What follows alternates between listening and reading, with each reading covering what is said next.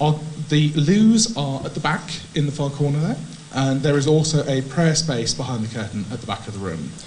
I have been asked to briefly run through the very exciting list of speakers and attendees. So for this first panel, we have not only myself, but Yahya Assiri, who's the director of ARCUS, Juliet Wells, who is a barrister at Temple Garden Chambers, James Worrell, who is the Associate Professor of Middle East in International Relations and Middle East Studies, and we'll have a video from Mohammed Al-Fazari from the Muatin Media Network. This session will go on till about probably 20 past 11 now, and then at 11:30 we'll have a session on politics with Sheikha Al-Jazim, Dr. Mark Valeri, Anwar Rashid, Dr. Simon Mabon, Haifa Khalafafa. Thank you very much. I am the worst person to be reading lists of names, as you will learn from today. And then at 2 o'clock this afternoon, we'll have a session on human rights with video remarks from Lynn Malouf from Amnesty, Taifel Kodri, Matthew Hedges, and Tara O'Grady, moderated by Jory Dyke. And then at 3:20, we'll have the media session with Safa Al-Ahmed, Bill Law, Brian Dooley, Rodri Davids, Adel Malzouk, and then we'll have closing remarks from Jawad from Salam for Democracy, and Saha Al-Fifi, and Josh Cooper.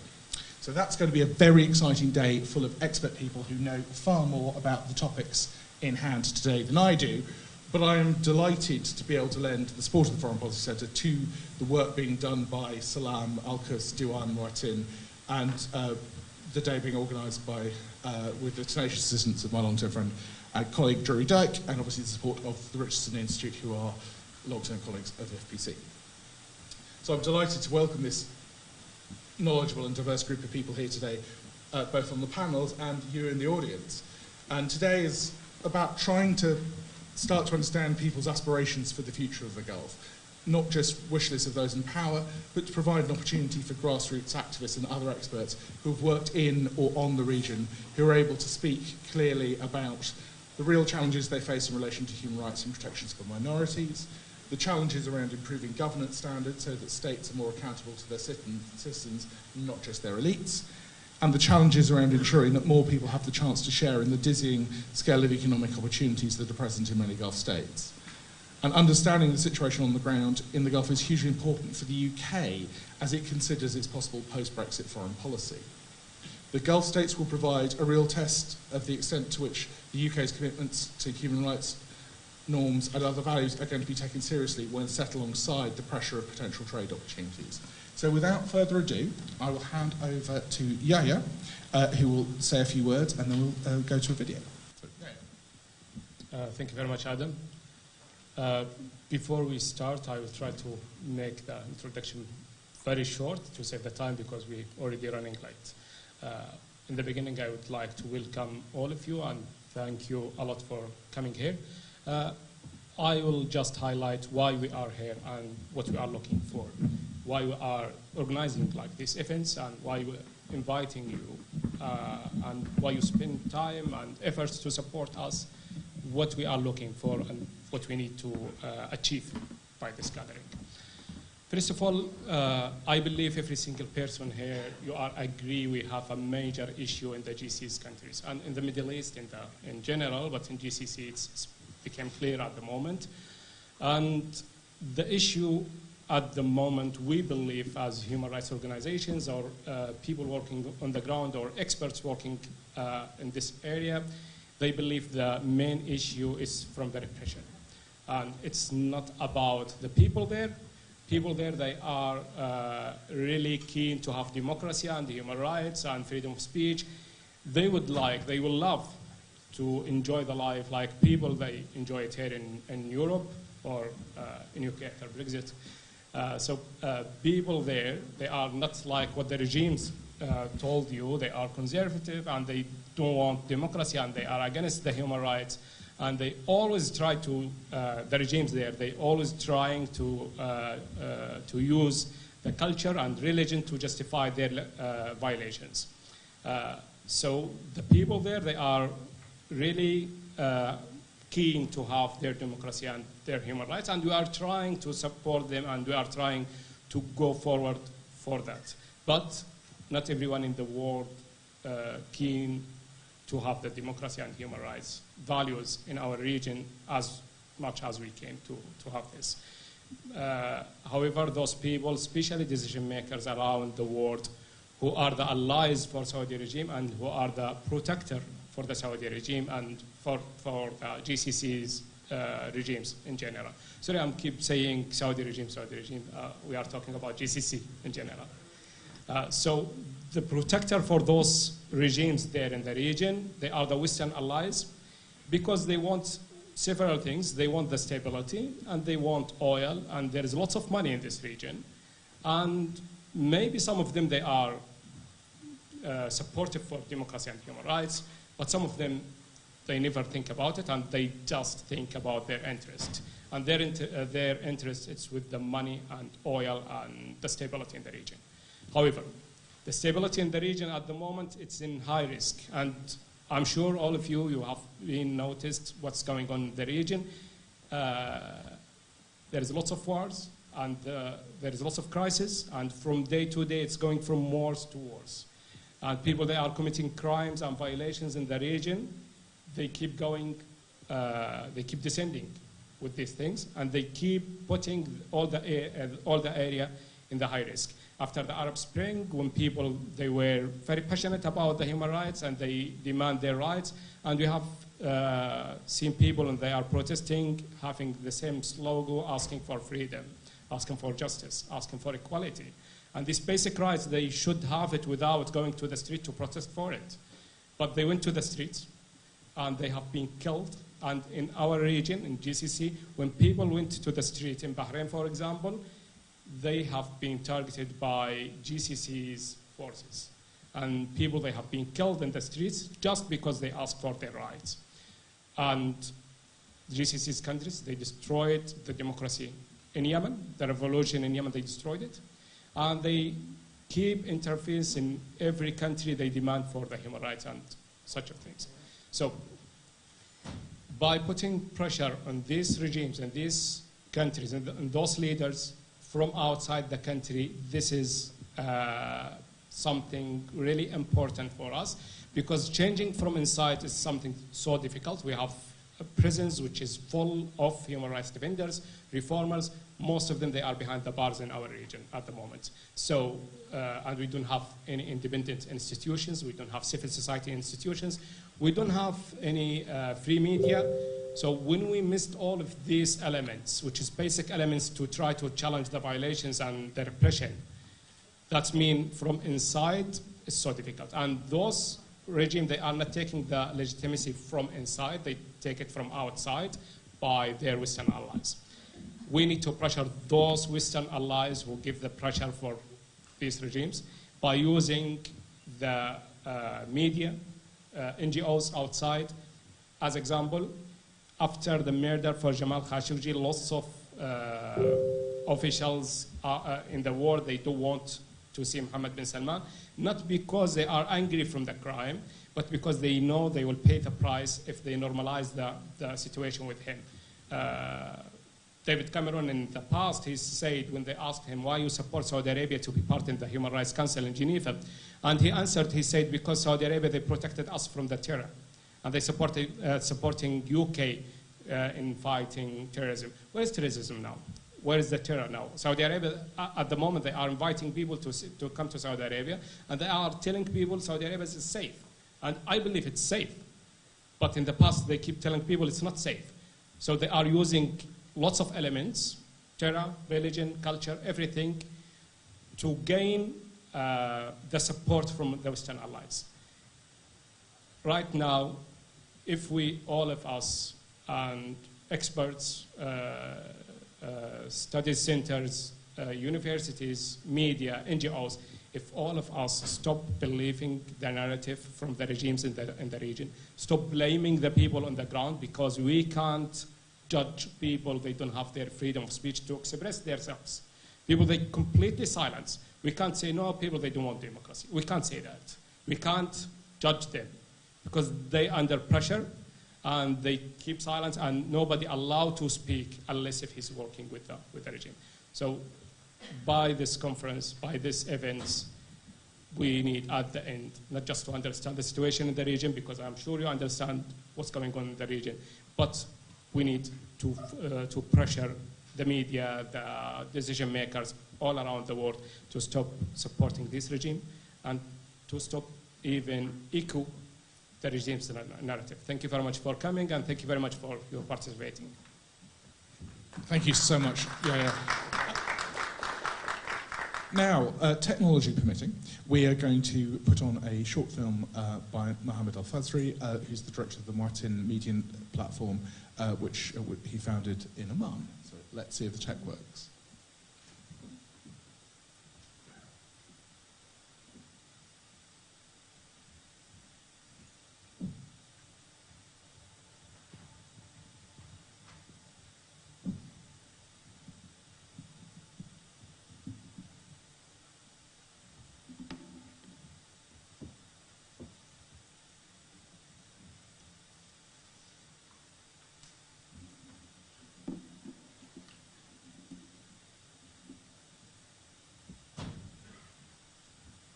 Why are we organizing this conference?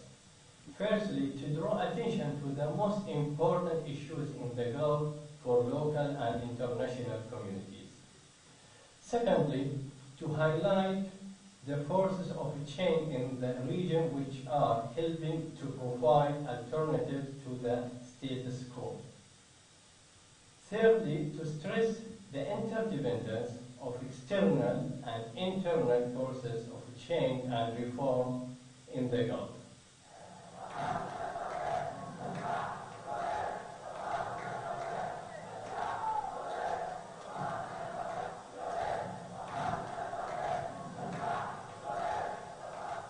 The concept of citizenship is often thought of as complex, but it shouldn't be.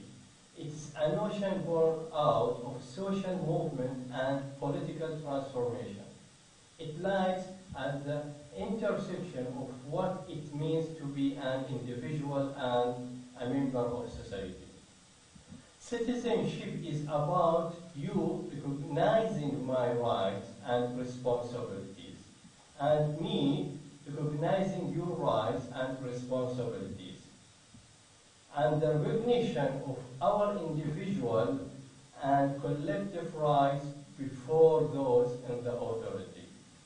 Citizenship requires, first, a legal basis which must regulate the relationship between the rulers and ruled. The social contract that intervenes law must balance the interests of individuals and the community. It must include provisions for public participation in governance. This is not available in any Gulf country. Gulf states are family-run, autocratic, and authoritarian regimes in which nationals have few individual or collective rights. The national is not a citizen. For example, in the Omani status, the Omani Basic Law, the ruling family is called Al-Malika family, which means almost the owning family. Second, a socio-economic basis, which is aimed at satisfying the basic material needs of the community and introducing measures to help ensure equal opportunity. This is not the case in the Gulf states as well, where social justice doesn't exist in any sense. One only needs to look at Saudi Arabia, the world's largest oil exporter. Oil resources in the country are owned by the royal family, who lives lavishly, while it's estimated that as high as 25% of persons in the country live below the poverty line. This is a running theme in the Gulf states, where wealth, privilege, and opportunity are denied to the masses and reserved for few. Third, a moral basis, which support respect and, in the least, tolerance of opinion and dissent. It is this pillar which supports all others. This includes the notion that all persons are equal before the law, without any discrimination based on sex, religion, ethnicity, or political affiliation. While state narratives in the Gulf may have you believe they are tolerant, leadership in the Gulf is far from tolerant. As it stands, there is no room for difference of opinion or dissent in the Gulf. A fact we in this room know all too well. True citizenship is founded on the principle of equality, opportunity, and justice.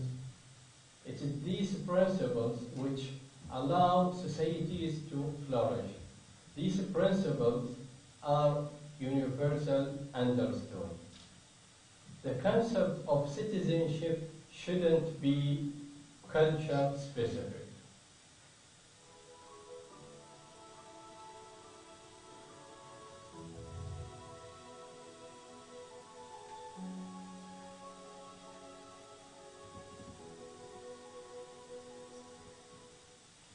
What are the most significant obstacles against citizenship in the Gulf?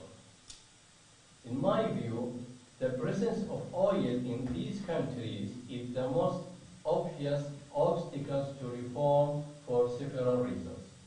First, externally, the major world powers have common interests with the ruling families of the region. It is in their interest that the status quo continues. Domestically, the political economic system is based on the top-down distribution of oil revenues. The ruling families control state largesse, and with that largesse have built large security forces. And for a long time, the ruling families have been able to exclude nationals from participating in the governance. This modern history, which stems from control of oil wealth, has reduced deterred the average person from being interested in the public affairs. Another obstacle to reform and mobilization in the region is the lack of awareness and exposure to different political ideologies, which is undoubtedly a result of the control of information by Gulf regimes.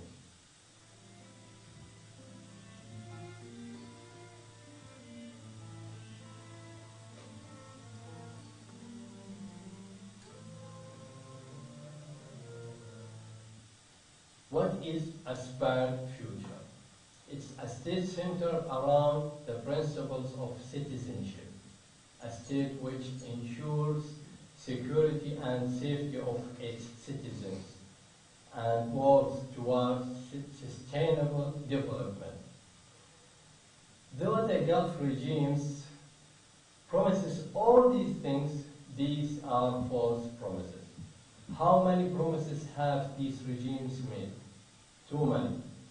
How many visions these regimes unilaterally passed, but not even minimally enacted? How many nationals have been imprisoned or wars for calling for change? Far too many. How many voices have been stifled? And how many have been denied the right to participate in the governance and the future of their state? The answer is virtually all. A state centered around the principles of citizenship is a state which relies on participation of the people. We demand a state centered around the principles of citizenship, a state with participatory bodies and constitution created by and for the people.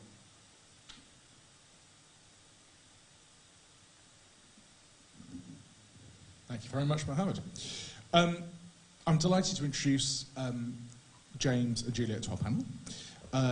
James is Associate Professor in International Relations and Middle East Studies at the University of Leeds, and as I said also before, Juliet is a barrister at Temple Garden Chambers, specialising in extradition, public law and public international law, and both are very experienced in the region and obviously have an interest in human rights and governance issues.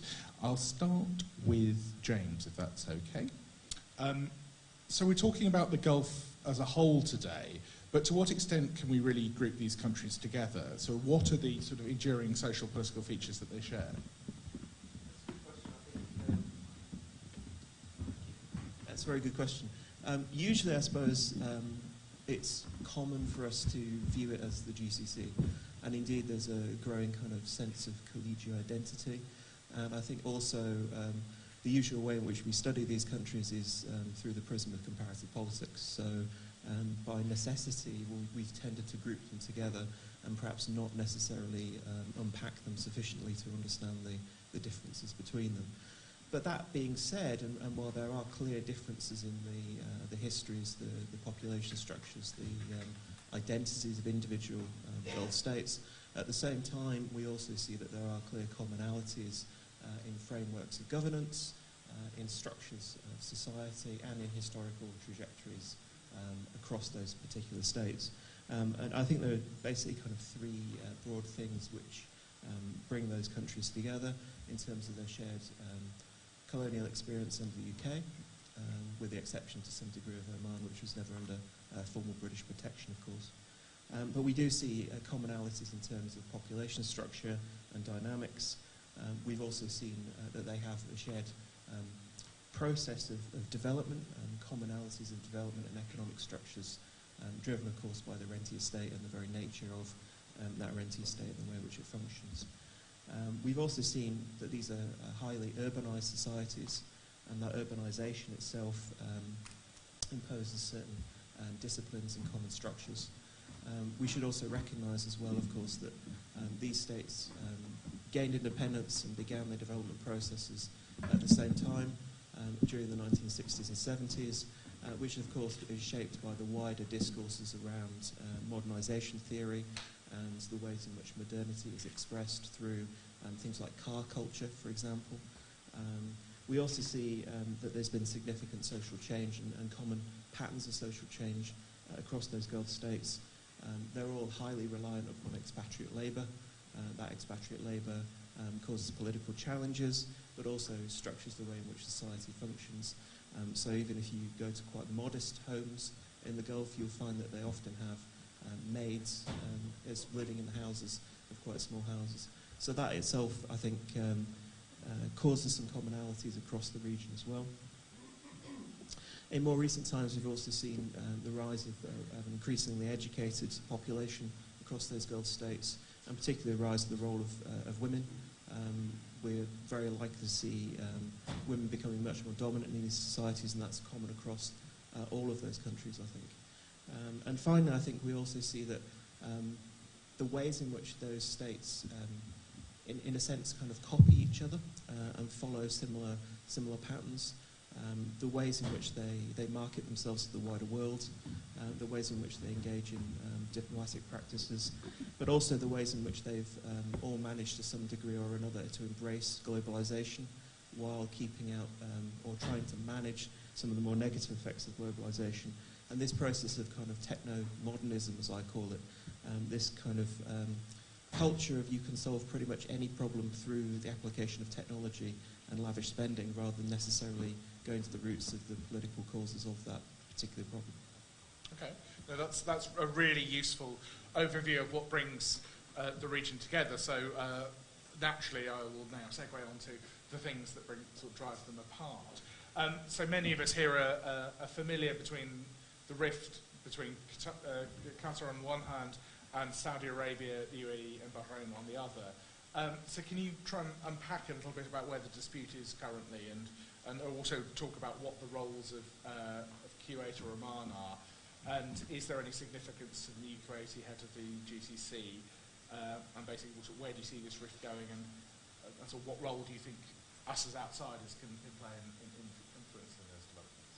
Yeah, important question, and there's been some interesting developments over the past week or so. The UAE, Bahrain and Saudi have all agreed to actually take part in the Gulf Cup in Qatar, which is clearly some kind of a signal of a thawing in the extremely tense relationship we've seen since the summer of 2017. I think to some degree you can classify some of these disputes as related to kind of traditional family tensions, but also competing foreign policies and some states not necessarily liking Qatar's entrepreneurialism, particularly during the Arab Spring. I think what we've also seen is that President Trump has stirred things up. He clearly, in a sense, gave this, at least the impression of a green light for action against Qatar and has rode back quite considerably upon it. I think you see Qatari-US relations having strengthened very considerably in the past year or so due to some quite clever positioning by the Al Thani family themselves. I think the Al Thani family have been able to not necessarily rise to the bait of the blockade. They've been able to leverage it quite well in terms of propaganda. They themselves have not placed any counter restrictions upon any of the blockading states, which gives them the upper hand. They've managed to find ways around the actual main implication of the blockade, with the exception of course, family reunions and those kinds of things. They've been able to leverage that human rights discourse quite well, including the case at the International Court of Justice as well. So I think what we've seen, particularly in the past few weeks, and along with some of the attempts at mediation efforts, as well as some of the things surrounding relationships with Iran, some of these talks about potential kind of behind-the-scenes track 2 diplomacy, etc., going on, it seems like the blockading states wish to begin the process of de-escalation finally, since clearly the blockade hasn't had the desired effects. Okay. We're also seeing unrest in Iraq and Lebanon at the moment, to a lesser degree, at a more political level in Kuwait, where the government resigned on Thursday. What do you see as the sort of chief sources of social and political tension in Gulf states, and how are they expressed by people, and what could be done differently? Yeah, there's obviously a large number of tensions inside many of the Gulf states, but those are spread rather unevenly. Clear differences between Qatar and Oman, for example, mainly because of oil wealth. Clearly the fall in the oil price over the past couple of years and its more recent kind of stabilisation around the $60 a barrel mark is definitely leaving budgets extremely stretched across the region. Most countries break even oil prices around the $80 to $90 mark. So clearly lots of deficits, lots of dipping into sovereign wealth funds, and also cutbacks. In the Omani case, for example, quite considerable cutbacks in government expenditure over the past few years, which hasn't necessarily been able to address some of the social tensions which have emerged due to disparities in wealth, land prices, property prices, etc., but also rising food prices as well. Okay, no, that's brilliant. And just finally, can you identify, obviously national security is a theme that is very important to the regimes and to the GCC in totality. And what do you understand the principal features of national security, both in terms of what they mean about it and what could be meant more broadly? I think clearly national security has both internal and external dimensions, and that those two bleed into each other in quite complex ways across the region. I've just published an article, for example, back in September, looking at the role of the Iranian diaspora within the United Arab Emirates and the threat that they were perceived to pose to the state as some kind of potential fifth column. I did extensive fieldwork there a few years ago, and we very quickly discovered that actually most Iranians are simply trying to get by and pose no threat at all. They clearly feel deep prejudice against themselves, but rather than necessarily reacting to that through engaging in subversion of any kind, they've managed to reconfirm their old kind of Persian identity rather than an Islamist identity instead. And so I think that particular case shows that the regimes themselves are often perhaps rather paranoid about some of these internal and external security linkages, but that doesn't necessarily play out in reality on the ground. Clearly, the Iranian threat is very much uppermost in the minds of most countries in the region, although both the Kuwaitis and the Omanis have much more positive relationships with Tehran, traditionally speaking, and have attempted to mediate in this wider sectarian-driven dispute. I don't think you see the language of sectarianism necessarily playing out when you speak to people in the region, but you do see a nationalism on the rise across the region as well, and that mobilisation of nationalist sentiment in many countries of the Gulf is quite visible and has been quite successful, but it also reinforces some of the internal tensions across the region. Very clearly, fears of the Brotherhood, Muslim Brotherhood across the region, and deep paranoia about that, and sometimes it's not quite clear which is the most perceived to be the biggest security threat, whether that is the Brotherhood and that kind of Islamist subversion, or whether it's actually the Iranian threat from across the Gulf itself. But of course, with the campaign in Yemen, we've seen a great deal of tensions emerging, attacks on Saudi Arabia, and threats against Abu Dhabi in particular as well. So there very are clear external security threats, along with, of course, continuing threats of terrorist activity in the region as well. So it's a multiplicity of threats, combined with, I think, to some degree, a lack of the kind of structures that the Gulf has got used to, with Trump not necessarily supporting the region in the way in which he used to. President Macron clearly attempting to fill that vacuum at the moment as well, and the UK also restaking its traditional claims to interest in the Gulf with its reopening of its naval base in Bahrain and stationing of permanent flotilla there. Thank you so much for that. Can I turn to Juliet now, if that's okay? And it would be great if you could tell us a little bit about the work you've been engaged on in Saudi Arabia and the UAE or the other Gulf states. So what have you learned about the Gulf and its legal systems, and about how they contrast with procedures you follow in the UK? And how would you sort of characterise the legal conduct of the Gulf states? Yeah, well, thank you first of all to the host organisations for all the work that's gone into today.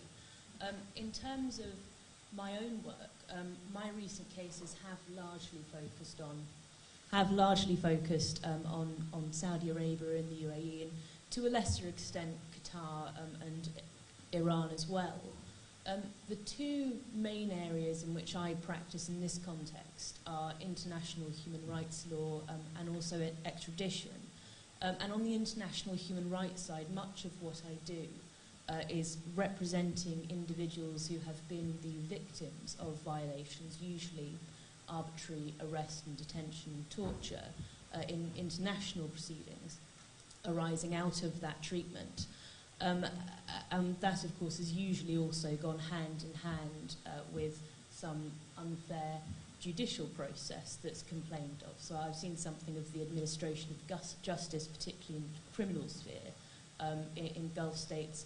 From that, and the other side of the international human rights work that I do is investigating and advising NGOs and victim groups on much wider scale patterns of human rights abuse. And a lot of that recently for me has focused on Saudi Arabia, and particularly the very worrying trends we have seen there in terms of widespread arbitrary arrest, suppression of dissent, discriminatory treatment of Shiite minority dissidents in the eastern province, and so on since 2017 in particular. And then, of course, on the extradition side, those are cases which are sort of governed by ad hoc requests from Gulf states to the UK. They're not governed by established long-standing treaty as such as our extradition relationship with other allies is, and the focus of those cases is somewhat more negative in a way for me, because that is really the aim there is to stop the client's extradition to circumstances where they may face ill treatment, where they may face unfair judicial processes. And so in those cases it's really a question of investigating everything that has gone wrong in the relevant states. One I was working on recently was the UAE, in order to put evidence of all of that before the UK court in order to halt that extradition. And in terms of the second part of your question, the contrast between, you know, the judicial processes that I see from my work on Gulf countries and the processes I follow in the UK, to some extent, it's quite difficult to draw legitimate comparisons between the two sets of systems because the common law legal tradition is very dissimilar to the legal tradition that is followed in the Gulf countries, which is closer to a civilian system, really. But I think the one area where you certainly can draw legitimate comparisons is in the area of due process, because that is a universal quantity, really. And there are two big distinctions which are of particular concern to me. The first is judicial independence. And the picture in terms of judicial independence is by no means uniform across the Gulf. And so in Saudi Arabia, for example, I think it's fair to say that there is no real sense at the moment in which the judicial authorities of KSA are meaningfully independent of the executive and in particular the Ministry of Interior. One of the contexts in which we see this most sharply is the context of the specialised criminal court, which is very much under the cosh of the Ministry of Interior in administering Saudi's anti-terrorism laws, so-called. And in the UAE, for example, where I've also had a good deal of experience in judicial independence issues and the administration of justice, there have been some steps in recent years towards attempting to secure greater judicial independence. So in 2016, for example, a new law was brought in introducing judicial immunity, and responsibility for discipline and oversight was passed to the National Judicial Council. But there are still real problems that remain in terms of the de facto influence of the executive over the judiciary and over the National Judicial Council, which is notionally supposed to be independent. And the other area which I'd pick up on is closely related, actually, and that relates to the independence of lawyers and the ability of lawyers to function and carry out their job. To my mind, there is not yet any ingrained culture of respect for the right to legal assistance, and in particular, the right to privilege of lawyer-client communications. And in the common law system, the principle of lawyer-client confidentiality is absolutely sacrosanct. And the reason for that is not only that it presents a fundamental protection against human rights abuses, it's also because it facilitates openness with one's lawyer and therefore better legal advice, and therefore materially assists the court and the judicial authorities in getting at the right answer, which of course promotes legal certainty, that has knock-on effects for economic stability, and so on and so forth. And so there are real tangible benefits, I think, for Gulf countries in recognising the importance of lawyer-client communication, but particularly in the sphere of criminal justice. It's certainly not something that I routinely see. Well, thank you. And I think you've partially started on answering my next question in terms of obviously, we're all aware of some of the more high-profile and shocking cases that have come out of the Gulf, from the Khashoggi case in the Saudi consulate in Istanbul, pre-trial detention of women's rights activists and arbitrary arrest of activists in the UAE, the case in Nabil Rajab in Bahrain, obviously Raif Badawi and others in Saudi Arabia. I'm sure everyone in this room has their own list that they could talk to. And every jurisdiction, of course, does have its miscarriages of justice, including here in the UK. But can you talk about how, why, and to what extent such cases in the Gulf may be quantitatively different, or qualitatively? Qualitatively, yeah. I mean, well, the UK is by no means perfect. Absolutely not. No, certainly not. No country is. But I have to say, I do think there is a qualitative difference here, and it really is best illustrated by the wide-scale nature of some of the abuses that we see in GCC countries, but also the patterns of abuse and what we see some of those abuses being motivated by. You know, so for example, in the UK, it is fair to say that there is an ingrained culture of respect for individual human rights and international human rights norms. We don't always get it right, but there is a sense of respect there. There are the structures in place to facilitate compliance and to facilitate accountability and redress when things go wrong. Where things go wrong, it tends to be the result of slips, mistakes. It is supposedly the exception rather than the norm. And what we see in certain Gulf countries, and I do have in mind here particularly Saudi Arabia over the last couple of years, are patterns of wide-scale, as I say, systemic abuses which are specifically directed towards suppressing dissent, you know, undermining the position of human rights defenders, and that is qualitatively different. But the other qualitative difference, I think, is, as I say, this difference between the structures that are in place in order to try and facilitate compliance with international human rights norms.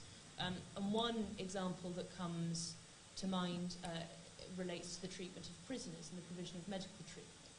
So in the UK, for example, although it does sometimes happen that provision of medical care to inmates is negligent, inadequate, late, whatever, we have a system of things called prison service instructions, or PSIs, which go into granular detail about what is expected of prisons in caring for detainees. You know, so when you arrive at prison here, you have a medical visit on day 1. On day 2, a particular number of hours later, there is a second medical to pick up anything that's missed. There are instructions which govern in minute detail the mode and frequency of communication between a prisoner's GP and between the prison services in order to facilitate the provision of correct medication and up-to-date prescriptions, that sort of thing. And also instructions which govern ad hoc access to medical care. And in GCC states, those frameworks really don't exist. And so we see sometimes, on the one hand, access to medical treatment being used as a tool of oppression. And I'm thinking, for example, here of the appalling case of Alia Abdel Noor in the UAE, who was denied life-saving, or at least life-extending treatment for breast cancer and left to die in the most appalling circumstances. And more recently, albeit not quite the focus of today, the case of President Morsi in Egypt. And on the other hand, we also see that even where the intention in individual cases is to facilitate access to medical care, because there aren't these structures in place, it's often chaotic, negligent, too late, and so on and so forth. Very, very quickly, can I just ask you a little bit about what sort of scope is there for using legal tools here in the UK? Obviously, you talked a bit about extradition tools, but also Global Magnitsky legislation in the UK context, the Criminal Finances Act and the Sanctions Anti-Money Laundering provisions. But basically, what can be done in the UK and other Western legal jurisdictions to help address violations in the Gulf? Yeah, well, I mean, as I say, extradition is really, it's much more reactive. Oh, no, absolutely. But I mean, that's a defensive mechanism, but also proactive. Global Magnitsky is a really, really interesting field at the moment. And as you say, you mentioned the Sanctions and Money Laundering Act in the UK. In terms of the Sanctions and Money Laundering Act, So for those of you in the room who don't know much about this bit of legislation, it was introduced last year, and it sets up basically the UK's sanctions regime. What it says is that, you know, we have to implement any UN mandated sanctions, but it also sets up our own sanctions regime, our own ability to impose ad hoc discretionary sanctions on individuals who are suspected of corruption abroad, engaging in gross human